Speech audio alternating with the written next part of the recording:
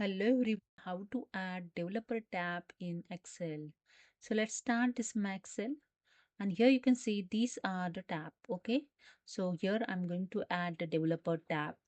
To add developer tab, go to the file tab, click on the more and click on the options, and here the Excel options dialog box is open. Then click on the customize ribbon option, and here you can see there are some commands here showing, and here the tabs list showing. Okay, in tab list, just drag below and select the developer tab. Just click on this box, and after that just click on OK, and that's it.